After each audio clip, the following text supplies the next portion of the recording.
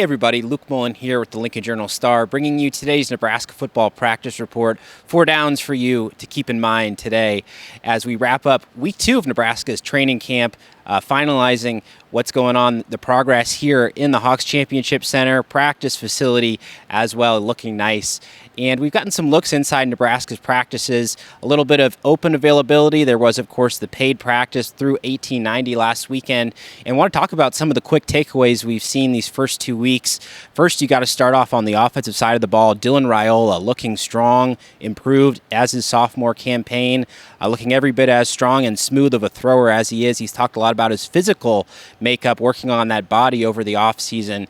Took off as scrambling as a runner a couple times there during the most recent practice that we got to watch. So looking very good as well there. But it's a different quarterback who I want to throw a name out. TJ Lateef, the true freshman.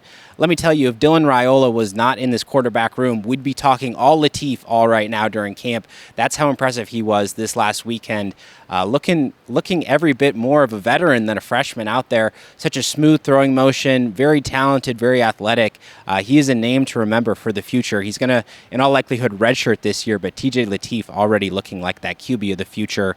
Don't worry, we won't run through the whole offense, but running backs, Connor Booth and Mekhi Nelson, they both ran really well last week. Quentin Ives, he's been a little bit dinged up, so that's a spot to watch behind Emmett Johnson.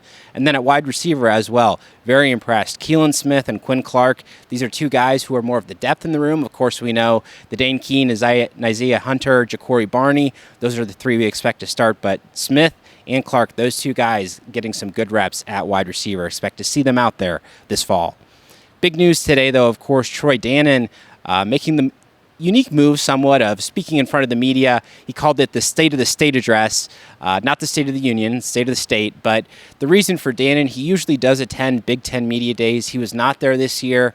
The event moved to Las Vegas. Dannen had other responsibilities. So today he comes in front of the media, and it's not really the media, it's the state and Nebraska fans as a whole that he wanted to speak to. And some of the interesting things, he spoke about Memorial Stadium, about the volleyball program, how they're going to be renovating there, the newly named John Cook Arena. Lots of different details going on, but I think the key one in terms of Memorial Stadium is, of course, the renovations. It was not that long ago. Trev Alberts came out here, put a nice presentation together. They had a diorama of what Memorial Stadium was going to look like. He said, we're going to tear down South Stadium. We're going to have this huge process. And then ultimately, a few months go by. Alberts moves on. Dannen comes in. He says, well, this is a pretty big price tag for a project like this when we're in the era of NIL and paying players. So ultimately, that process has continued.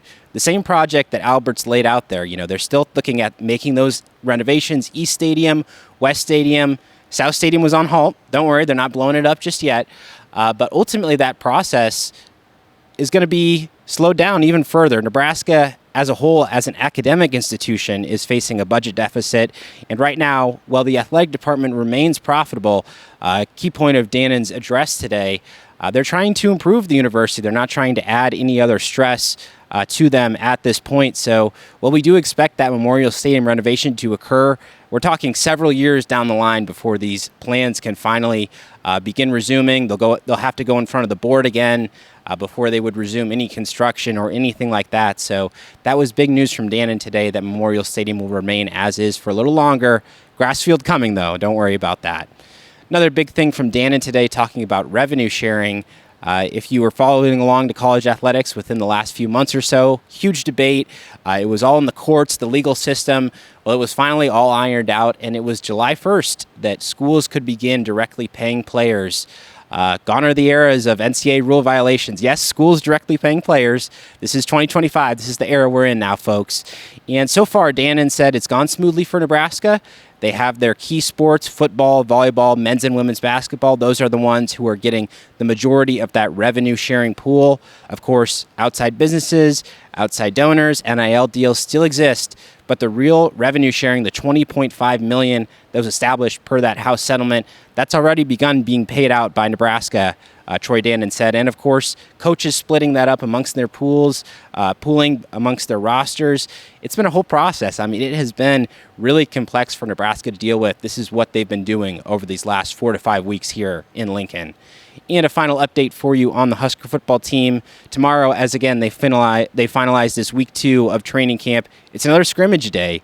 These fully padded practice days are very few and far between for Nebraska. Only 9 of them allowed in the fall per NCAA rules. They've done 2 or 3 of those already, but these scrimmage days, full contact, we'll see if they go out in Memorial Stadium or not.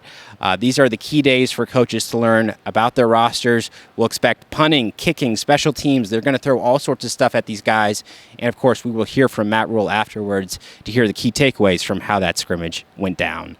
That'll do it for today's Nebraska football practice update. We'll see you again next week. Thanks for watching.